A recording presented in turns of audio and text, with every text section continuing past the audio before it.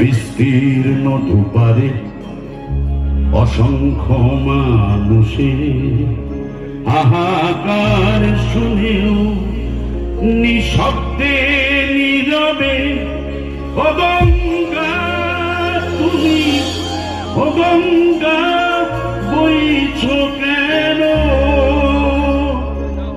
বিস্তীর্ণ দুপারে